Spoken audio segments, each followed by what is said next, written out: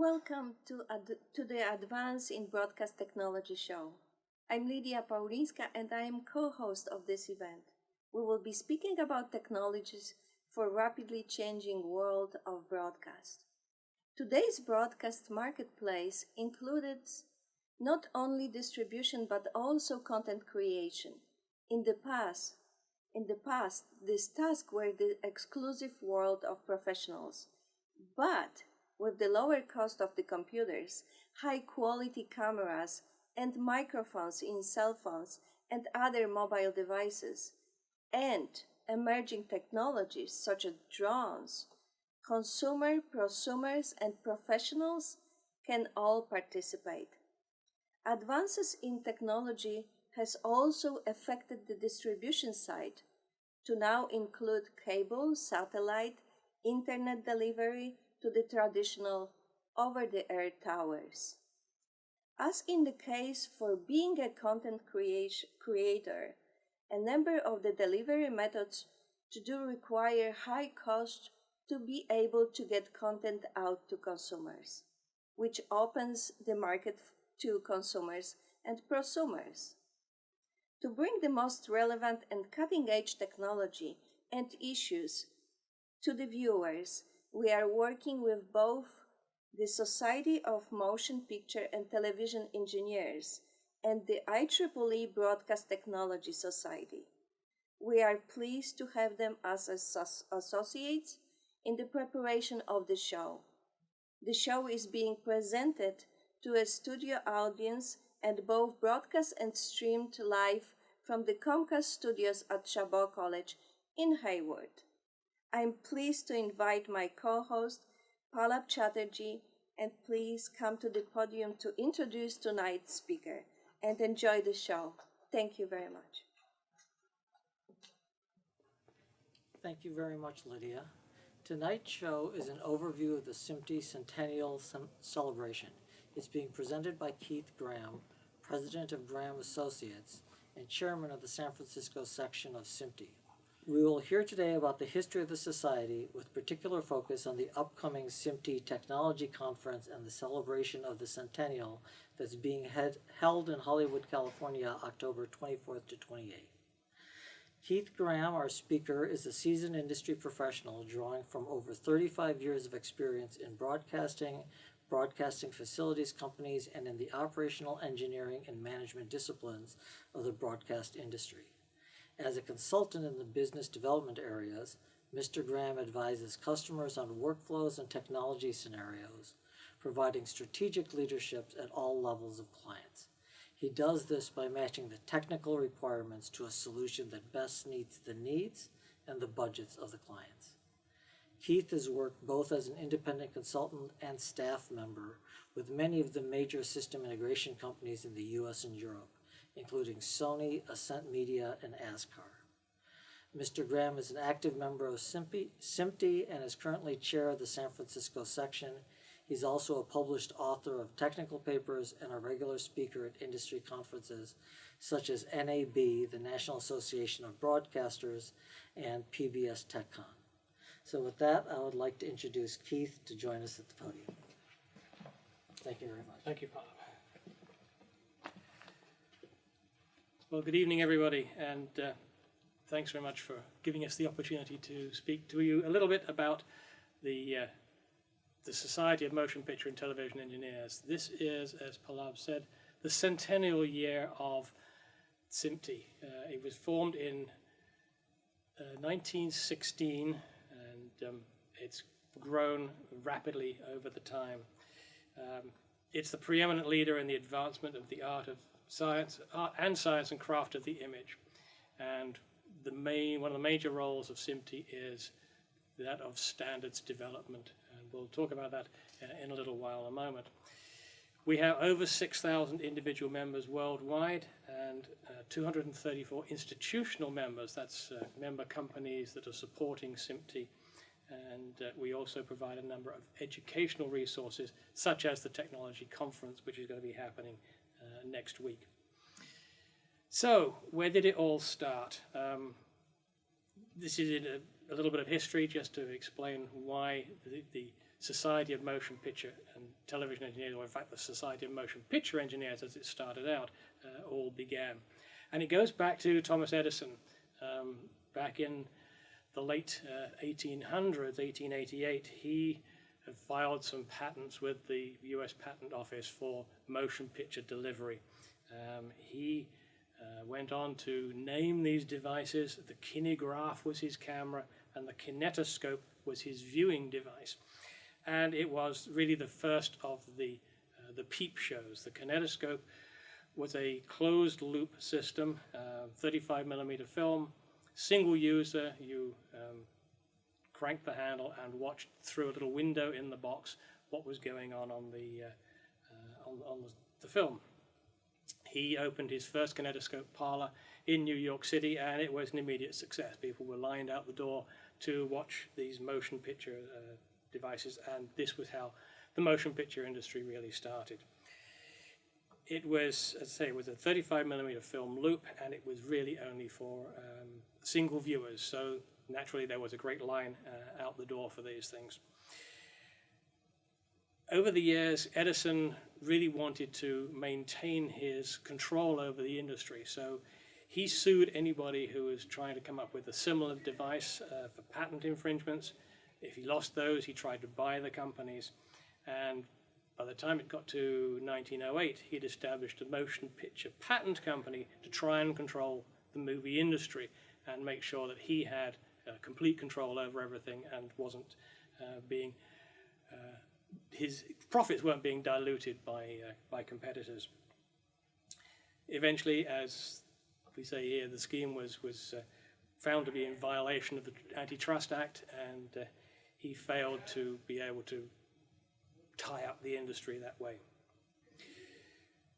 Now along comes Charles Francis Jenkins. He, going back to 1891, started experimenting with movie film, and in 1894 demonstrated his phantoscope. I love some of these names that they came up with around the end of the previous centuries. The phantoscope was the first front screen projection device. If you remember, Edison's device was a direct view. You look through the window at the film illuminated by a lamp behind it. Here is Jenkins with a projection device that would allow him to set up basically movie theaters. And he started this with, again, with short film reels, even with hand-colored frames. He painted the colors onto every frame of the picture. And he improved his designs, bought out patents, and eventually his partner, Thomas Armat, bought out the system. So Jenkins goes to join Edison and marketing the Vitascope as using his patent from the early days of the phantoscope.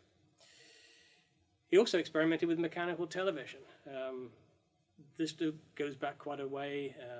People like John Logie Baird in the UK were also experimenting. There was a Russian called Nipkow who'd come up with this system for a rotating disc with lenses on it to produce a mechanical scanning system for television. And so Jenkins in 1913 publishes a paper on wireless transmission of a moving picture. But it also occurred to him that Edison's way of trying to wrap up the industry with anti-competition and patents was not going to be a good thing for the motion picture industry. And the way to do that was to standardize everything, to make sure that the motion picture film sizes, the frames, the sprocket positions, everything was standardized, and that would dilute any possibility of patent infringements. So in 1916, Charles Francis Jenkins forms the Society of Motion Picture Engineers, and their first journal was published in May of 1916. And then there was television.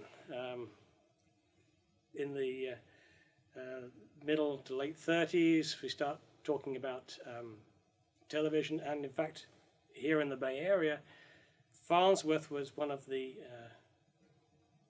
first people to do some experimentation and produced a system for fully electronically scanning an image. If you remember, there was mechanical systems prior to this, A gentleman called Zworykin, working for RCA, had filed for a patent which never got granted, but it was left in a pending state. Farnsworth in 1927 files for this patent for optical scanning by a wholly electrical method. This was what became what he called the image dissector, and it was the beginning of the notion of having a television camera, the likes of which we see nowadays. So Farnsworth had a series of patents in his name for these various devices. Zworykin with RCA files for patent on the iconoscope in 1938, and they sue the patent office because they felt that their earliest patent of 1923, which if you remember was just left pending but wasn't actually granted, was the one that took precedent. Eventually he loses and winds up having to pay licensing to Mr. Farnsworth. Farnsworth was based in San Francisco, in Green Street. He had a laboratory there, and in fact the building is still there to this day. There is a plaque, and on the previous slide there was a historical plaque identifying where Farnsworth's labs were. So now we get on to adding the T to the SMPTE piece of it. By 1950, television is becoming a popular medium. More and more people are starting to get their televisions. If you remember, the Second World War put a bit of a halt on things, but by 1950, it was becoming much more of a market commodity. The SMPE had semi-annual conferences, so twice a year. So by 1950, the 65th semi-annual conference, they discussed television. And this was a bit of a change for a lot of people. One of the past presidents says, "We are concerned with television whether we like it or not." That's an interesting comment, I think, for shows the way he was thinking about it. But anyway, after a lot of discussion, the board recommended that they change the name to the Society of Motion Picture and Television Engineers. So that's where we are. SMPE, in their early days, were, as I say, responsible for a lot of early standards revolving around the motion picture industry. The size of the motion picture frame, the 35mm frame, the positioning of the sprocket holes, the size of the sprocket holes, and even things like the SMPTE Standard Universal Leader, which you often see at the beginning of reels of motion film. One of the reasons for that was it was a very good timing system for the projection operators in theaters when you had multiple projectors and multiple reels in a film rather than the large jumbo reels that they use nowadays. In fact, now, of course, it's all digital, but before that they were doing it all with a jumbo reel. But if you had multiple reels, you had to know where to park reel 2 or reel 3 such that when the cue came up to start that one, the projector would run up to speed and switch over to exactly the right point. So the SMPTE Universal Leader was one of the things that allowed you to do that. Adding television to it, of course, we have a number of innovations that SMPTE have now been involved in, many of which are very commonplace to people within the industry. Timecode, of course, is almost ubiquitous, and is one of those things that has helped to make the broadcast industry what it is in terms of being able to identify every frame in a video image with a simple numerical reference number based on hours, minutes, seconds, and frames. It's used for picture and sound synchronization, and it's used all around the world. It is the standard by which the editing industry has worked for many, many years. Now, of course, we're running into interesting challenges with higher frame rates, and the SMPTE timecode has to be modified and adjusted. And of course, we're now moving on to file-based workflows where we don't have that operation, the ability to have a separate audio track or to embed timing within a serial digital format. So we're working now with a new standard for Precision Time Protocol, PTP, and that's one of the things that will be discussed in great depth at the conference next week. It gives us the option to include higher frame rates and variable frame rates and still reference every frame that we need. SMPTE color bars, of course, are also ubiquitous within the industry. We've all seen that standard pattern of colors as a test pattern. Newer versions of test patterns have been developed over the years, but in most cases they all refer back to the standard SMPTE color bar format, and you'll see that in some form or another, in no matter what test signal you see coming up. And of course, D-Cinema is another one where SMPTE has had a tremendous amount of influence. The move away from projecting 35mm film and the expense that the movie producers had to make multiple copies of film and get them shipped all over the country or all over the world, are now being replaced by digital cinema, digital projectors, and file delivery of the material to the theaters.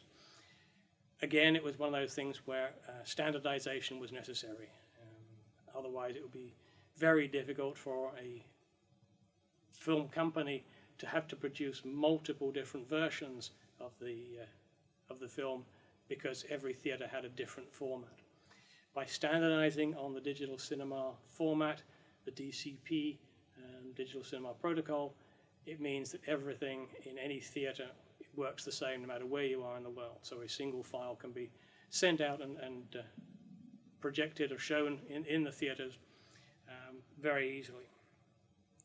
It's now a standard, world standard, formalized through the International Standard Organization, ISO, to ensure that that is a global system. So for SMPTE, basically we have three pillars of the society: standards, as I've been talking about, membership that I briefly talked about at the beginning, and education.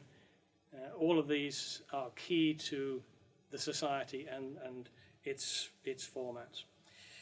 Standards development is key. It's why the society was formed in the first place, and it is ongoing, and as technology advances at such a rapid pace, it becomes even more and more important that standards are developed and produced to make sure that everything is interactable, and that everything is working according to the way the creative people want it to be seen. Over the time we've produced, and this shows you here, over 800 different engineering and standards documentations. That's an awful lot of different standards, but it's all very important, and they all have a relevance to the industry, both previously and now. The rate at which we produce standards is rapidly growing. As I say, the technology is advancing at such a rapid pace these days. 20, 30 years ago, you could buy a piece of equipment that would last you for 10 to 15 years, and it would be a single standard. Nowadays, if it lasts for 15 months, you're lucky. So obviously the standards change all the time, so we have to keep pace with that.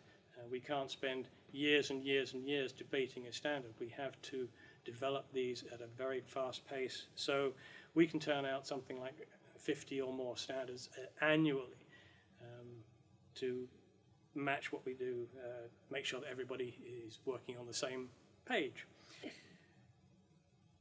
The Society has won 8 technology and engineering Emmy Awards.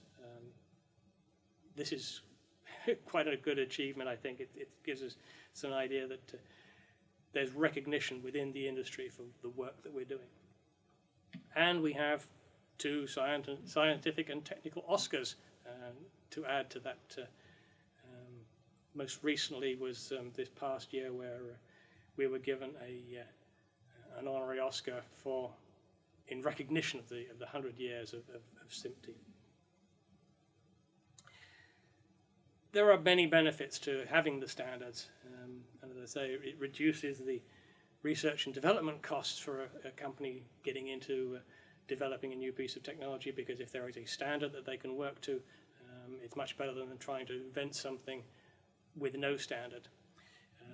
I'm often asked at various events like NAB, when we have a bunch of students who say, well, why do we need standards? Well, my answer is, if you didn't have standards, you could go ahead and make your own little movie and publish it to the world. But if nobody else has the right player to play that device, who's going to see it? If there's a standard format, if it's MPEG-2, MPEG-4, H.264, 265, whatever it may be, if it's a standard format, then everybody gets to see it and your audience grows astronomically.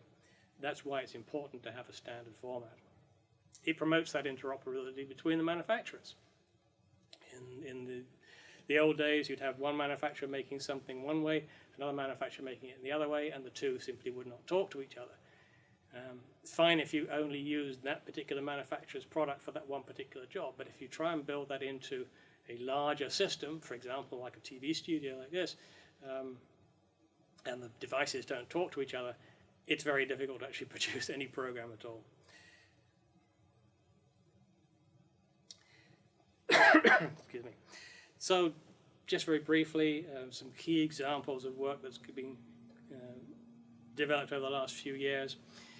IMF, the interoperable master format, is another one of these things where when the motion picture industry make a film, make a program digitally, or a broadcaster makes a program digitally, if we have a standardized set of master files so everybody knows exactly where the video tracks, the audio tracks, everything else is there, what metadata is included with it, how to package these up, how to distribute them, then I can start work on my film, reach a certain point, pass that off to another company to finish up with the with additional work, post-production on it, and if it's all in the same format, they know exactly where they're going to get the material from, where to find all the various tracks and various pieces, and makes it much easier to produce the finished product and get it distributed in the manner that we want to do. It also allows us for automated creation of downstream packaging. So if we know exactly how the various formats are going to be, it's very easy for an international distribution company to say, oh yes, I want this film with these video pieces, but I want French titles, I want Spanish subtitles, and I want a German language track. And it's very simple. They'd all push of a button and all the right files get stitched into the right places and the finished product comes out without too much effort. Another one that's of very recent interest is the SMPTE 2052 format, which is closed captioning for online video content. And in fact, here we are with this program going out on an online format, and eventually it's going to be required to produce all of these formats for online delivery with closed caption, so everybody can get the chance to read. Those who have hearing impairment can see the closed captioning happening, both live or post to the event.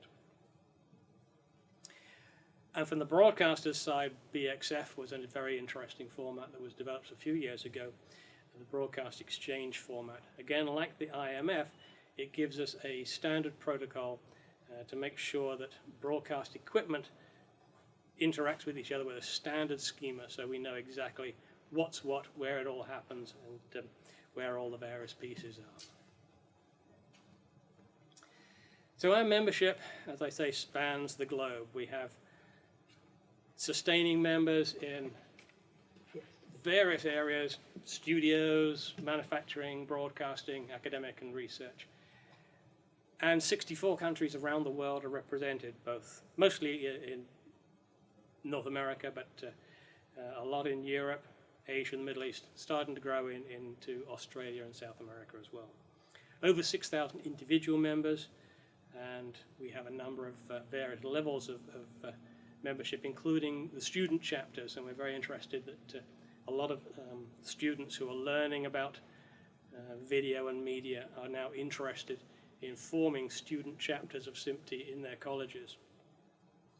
And we're very keen here in the Bay Area. We have a number of colleges that we can hope to reach out to help them form student chapters. It's very easy to do that as long as we have a member of faculty to head up the operation and a small number of students who are interested. I think it's 10 or 12 is the minimum number. then we can start to investigate forming a student chapter. This is very good because it gets people interested in what SMPTE are doing right from the very early stages. Part of the problem that the society has, and we go to the conference like we will do next week, and look around, there's a lot of people like me with grey hair, and that's a little worrying that that the membership is getting older and older and there aren't newer people coming in. So we're very keen to investigate and reach out to the students to have them come and join SMPTE right from the beginning, and the number of benefits they can get from that right from the get-go. And a lot of people, a lot of membership are the decision makers in the industry. It's not just the line engineers, it's directors, department heads, managers, business owners. They understand the reason for getting involved with SMPTE, and so they're very keen to promote that within their companies. We have a number of educational programs as well. As I say, education is one of the main pillars of the society, and we publish 8 times a year the journal of the society with papers that come from our conferences, from NAB, from IBC, and from other broadcast conferences around the world. We publish individual technical papers, either published or presented at various trade shows. And we have email, online newsletters which are produced on a regular basis, and some 20,000 people subscribe to getting those emails. The annual technical conference is the mainstay of SMPTE's education process.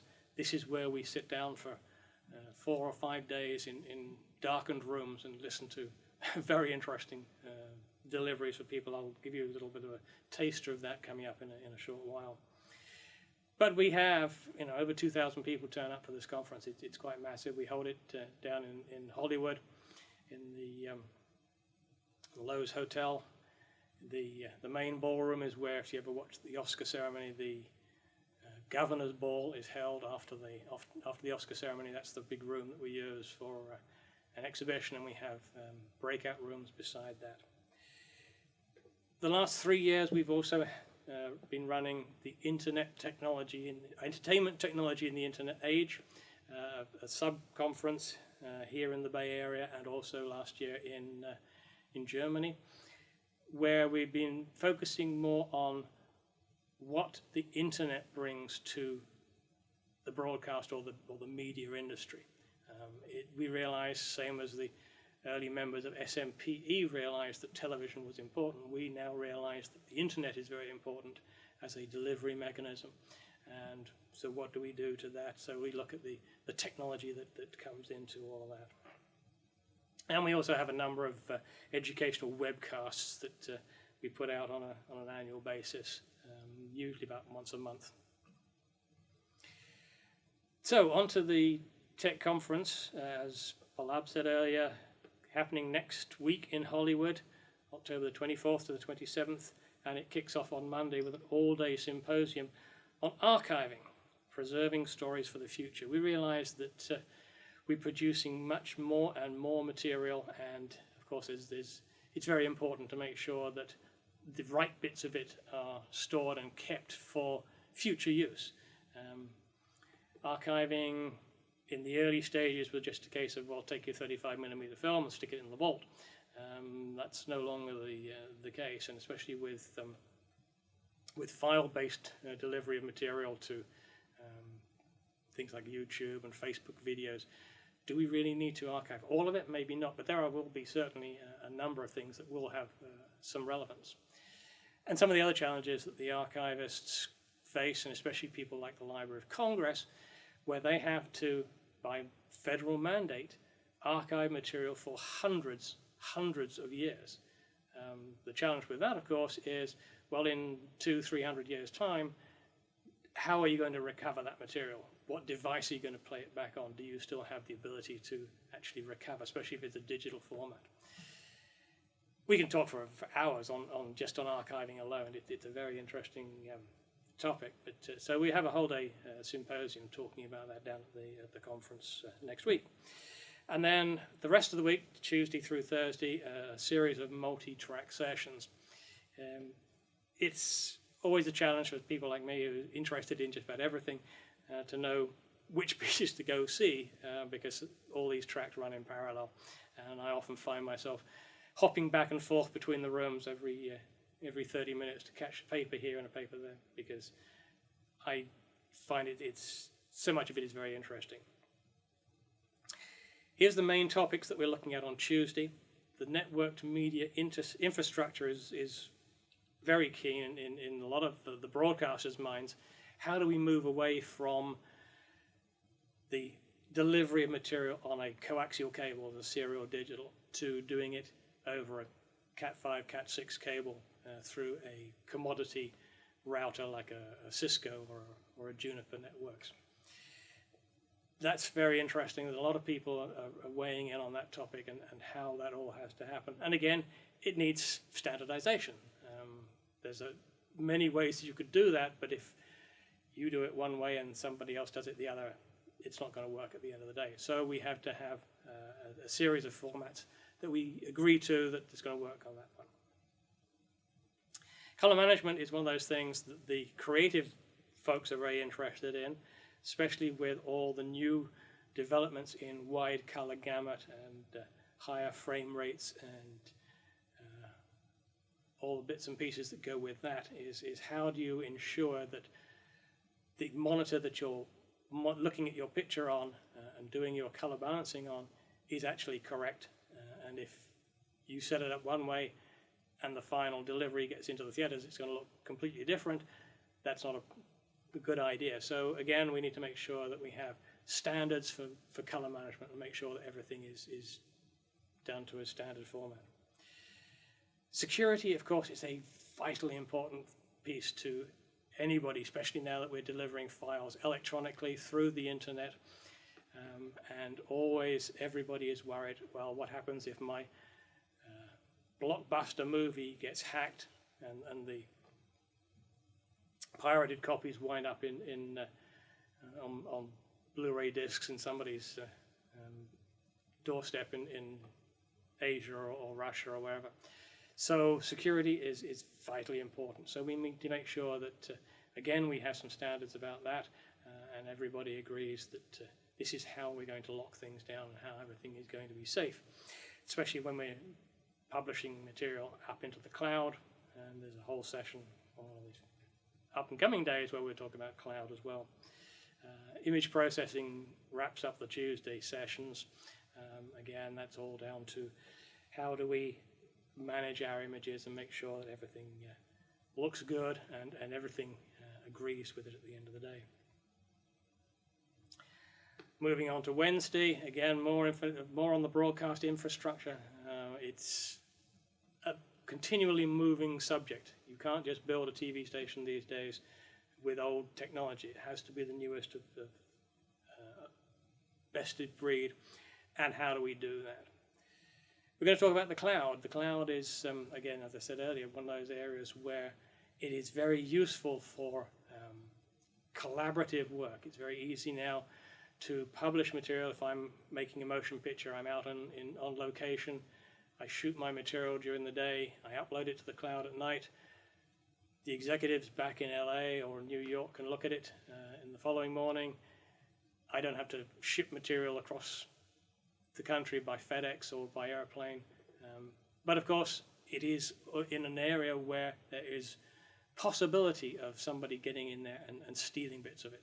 So we have to be sure that what we're doing on the cloud is safe and secure and that it's an ideal collaborative area that makes life easier without making it unsafe.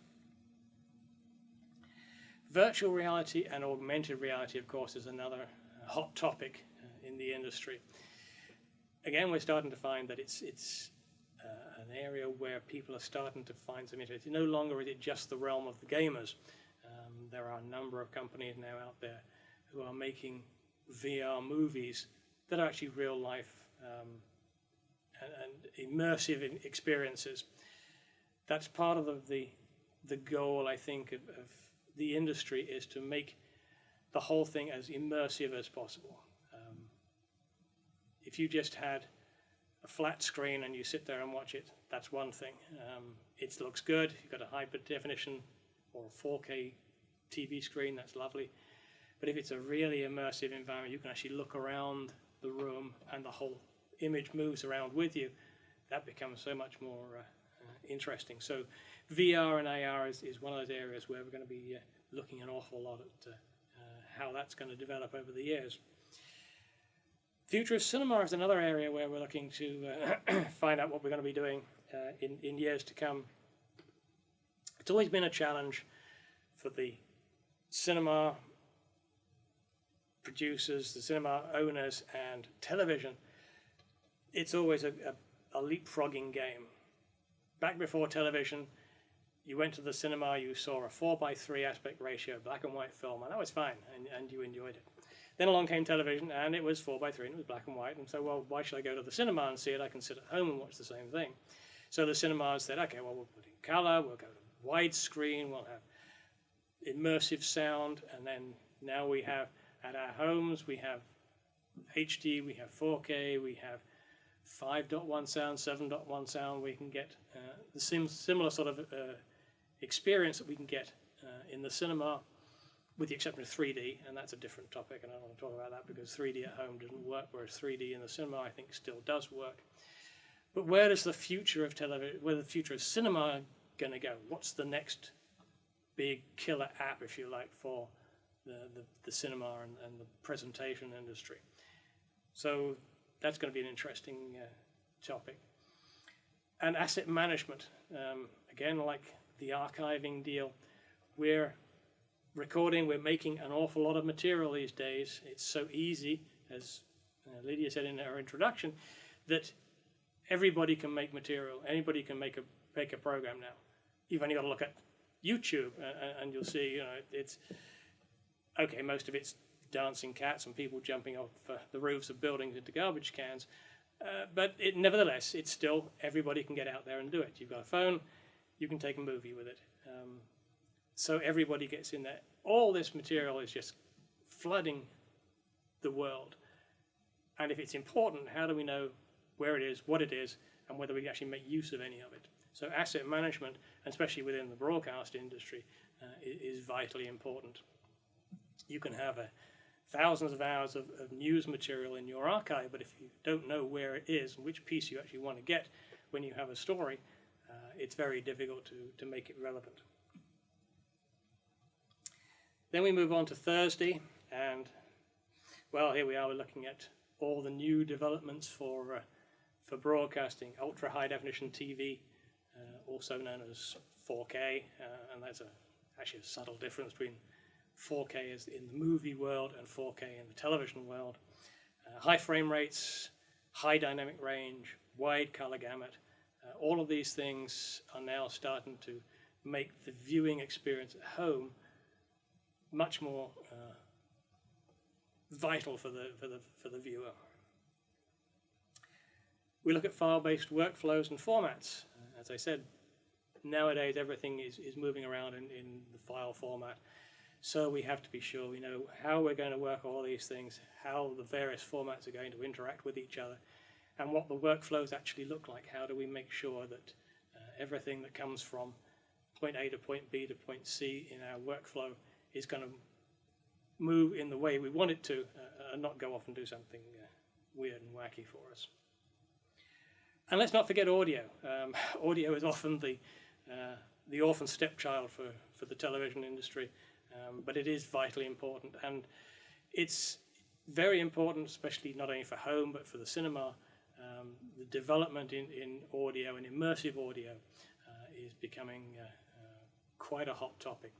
Nowadays, you don't just need a flat two-dimensional audio landscape based on loudspeakers around the sides of the cinema or in front and behind the screen.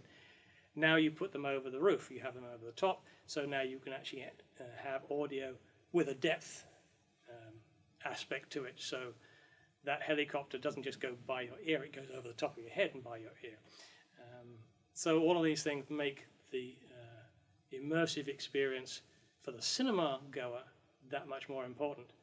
And then of course, well, everybody's going to want that at home next, so we have to talk about how do we do that and get that into the home environment. Display technology, of course, is always moving ahead. We've gone from CRTs to plasma to LCD and all the latest developments in the display world that give us these brighter, better, faster pixels that we can see and thoroughly enjoy. There's this topic called new distribution modalities, which is actually talking about how we get the material out to the viewer, not by over-the-air broadcast, not necessarily by traditional cable networks, but by, which was, I think, termed as viewing by appointment. Oh, my show's at 7 o'clock, so I sit down and see it at 7. No, I want to see it now while I'm sitting on the train coming home. I have my tablet, my smartphone, whatever else. I want to be able to watch these things. YouTube, of course, is prime in all of that, but also all the other people, Netflix, Amazon Prime, everybody who can stream and serve you material when you want to see it, at your rate, not when they dictate it's going to be. And of course, vitally important to all of this is video compression. We want to get so much more information out to the viewer, but we still have a limited bandwidth in the pipeline to be able to do that. So it's important that we have compression formats that get all of that information to us over a bandwidth that is not astronomically large, that can happen through a cell phone tower, through Wi-Fi, and get it onto our tablet or our cell phone as we need it.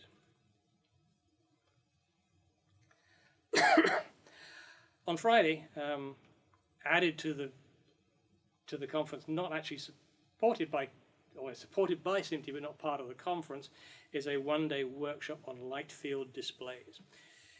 This is a very fascinating topic, and in fact, last month's SMPTE meeting was all about this. Traditionally, the camera works by focusing light from an image, like me here, standing in front of the camera, through the lens onto a small imager, scanned and picked up in a fundamentally two-dimensional manner.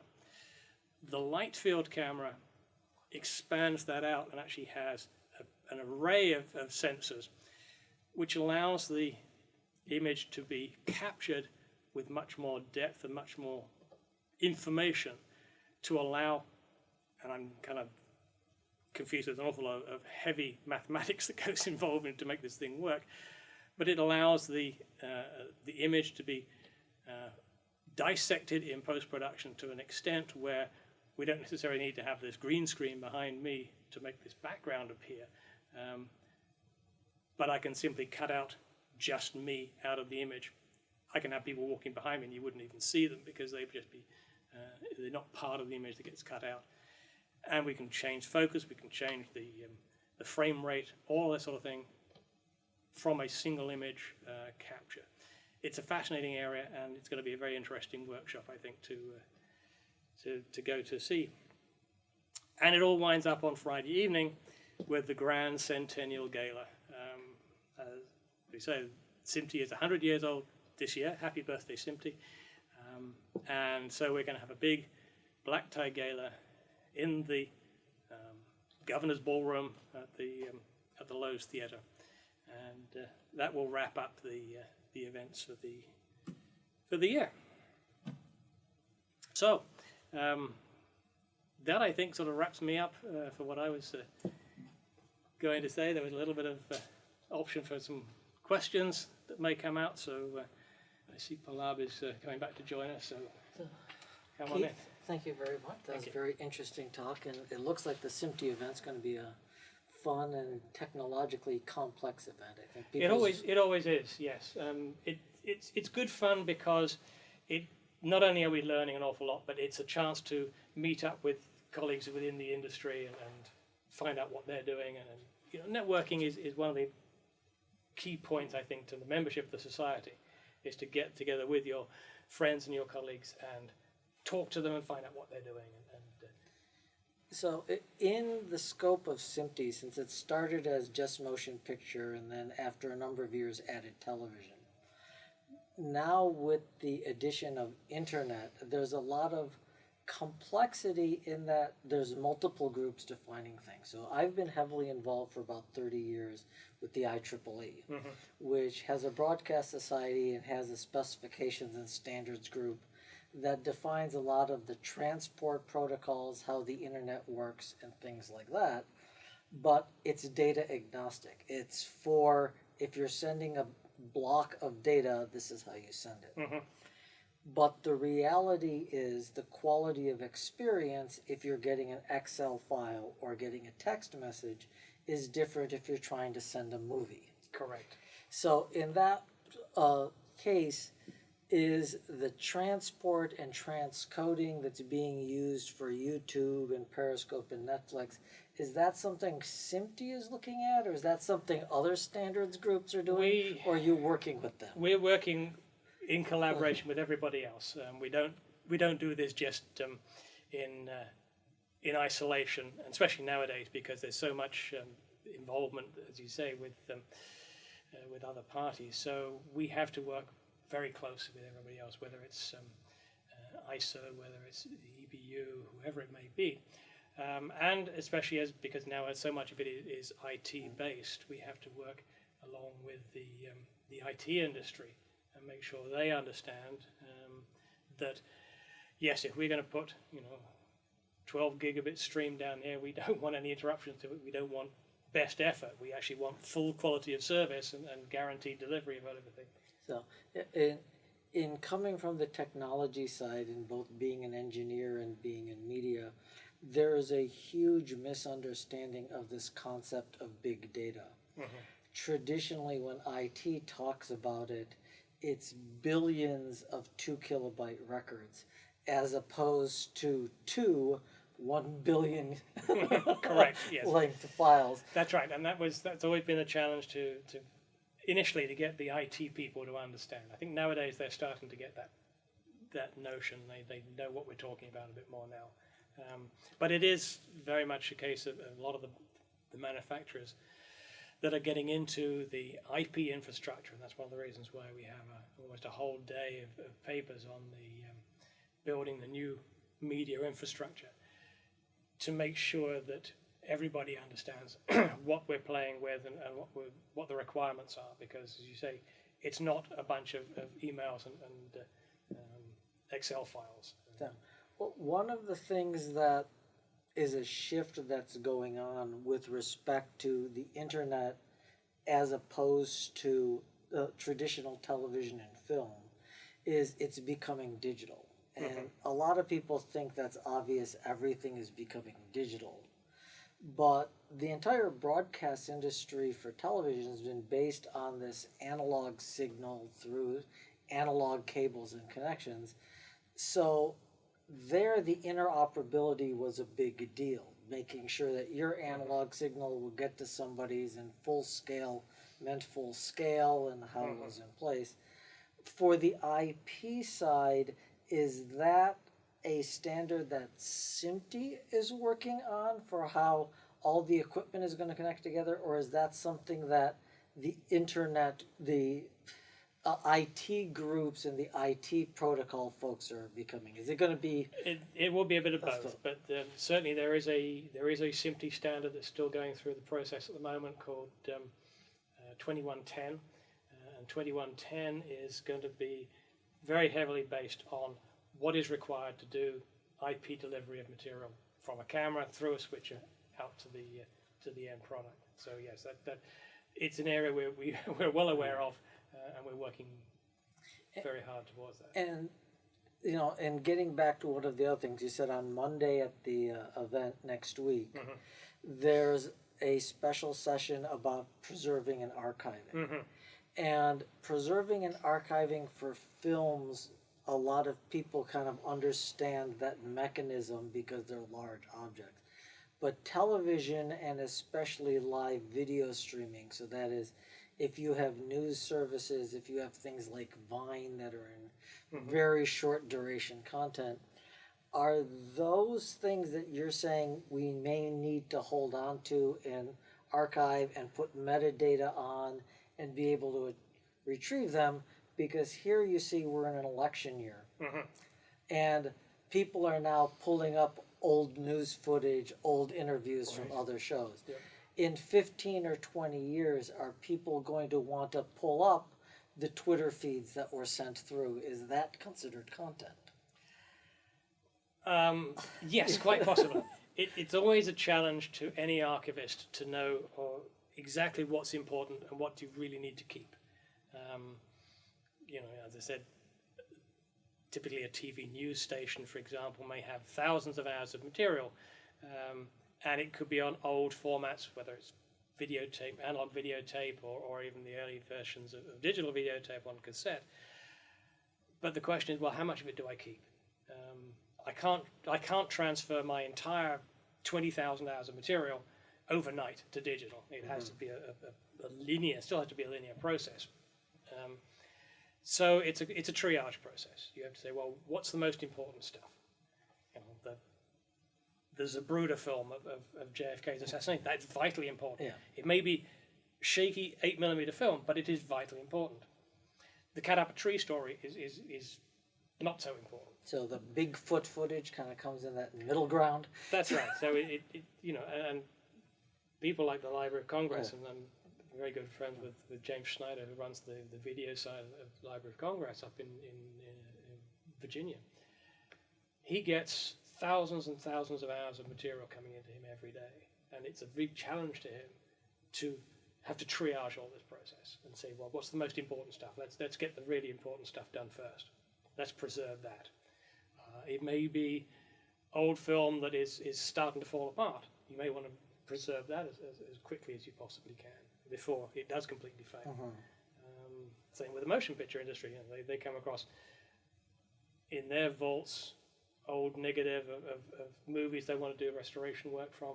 Yeah, that's great. Let's restore it, preserve it, reissue it for a future generation. But it's a challenge, you know. 1 hour of material to archive doesn't just take you 1 hour. It takes you maybe another 50% on top of that, because you've got to get the tape out of the box, you've got to find out what it is, put it on the machine, line it up, play it back. Oh, this failed. Rewind it, do it again, take it off, put it back in the box. So, you know, you're an hour and a half at minimum probably for 1 hour of material. So your 20,000 hours rapidly becomes much more than that. And in that archiving process, is the metadata something that SMPTE is having people recommend for what to put in, or are they more defining this is the format for how you make metadata and you put in what you want? There are a number of standard metadata schemas that you can adopt. It's not rigidly defined. It has to have these fields and nothing else. But there are basic schemas that are set up that say this is the recommended way to do it. And here's a metadata dictionary. When you're doing this from the beginning and you're starting to enter metadata about, you know, you've got your old analog material with no information, or at best a 3x5 handwritten card that was in the box with the tape. You want to make sure that you don't misspell things. So it's much easier to make sure that you have a pull-down menu of options. You know, it's you know, to misspell heart as heat, for example, you know, you never find it. So. And we still have a couple questions, but one is, what's the requirements to join SMPTE? Is it anybody working in the profession? Anybody. It's open. It's open to anybody. You can go to SMPTE.org. There's a button right across the top that says membership, and anybody. You don't have to be in a professional society or any professional job to join us. We're open to anybody. As long as you pay your fees, we're welcome to have you. And as I said earlier, students get a great break. In fact, there's an option nowadays for students where their first year is covered on a sponsorship by other members. Oh, okay. So they can actually get their first year for free. But even so, SMPTE student membership is very inexpensive. So since the core and the origins of SMPTE were in the motion picture industry, cinema is a strong area. A lot of people are focusing heavily on, you know, the internet activities and television, but cinema is still a core.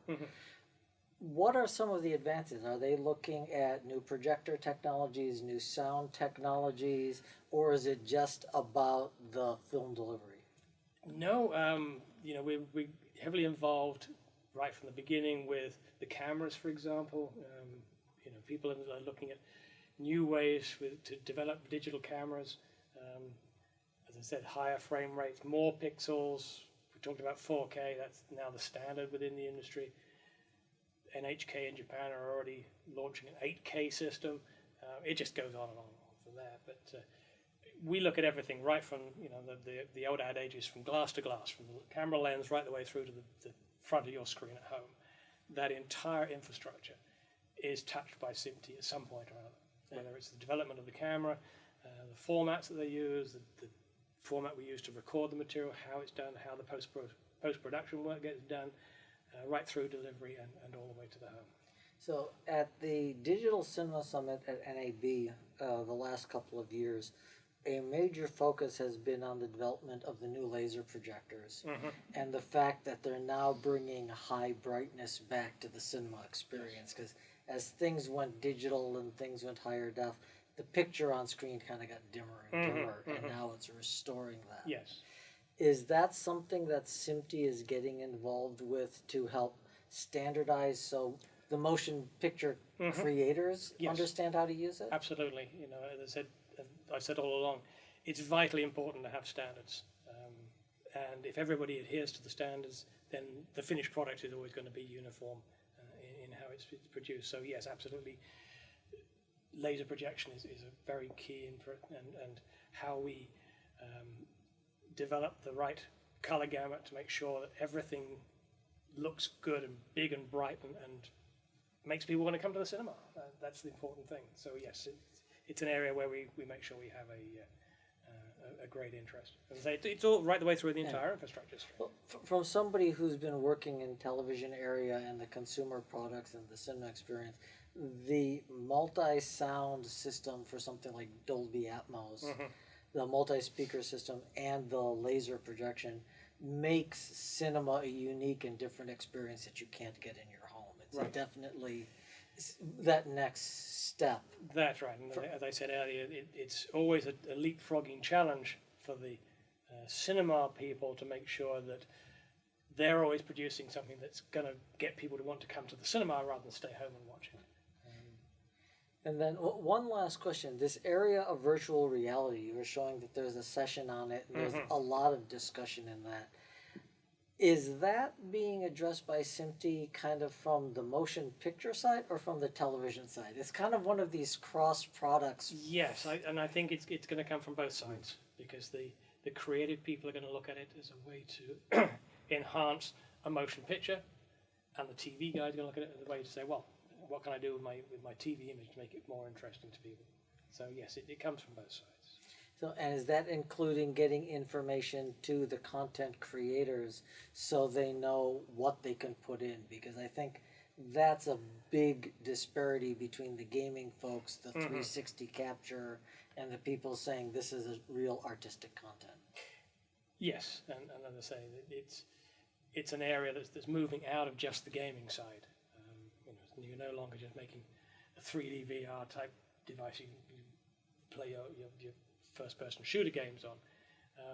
You know, everybody's come out now with 360-degree cameras, and how can you actually capture real live motion? And so, if you want to go to Rome, but you can't afford to go to Rome, well, here's a 360 VR AR type video that you can watch, and gives you the opportunity to be in there and see it.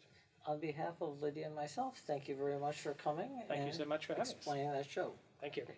Thank you very much for joining us.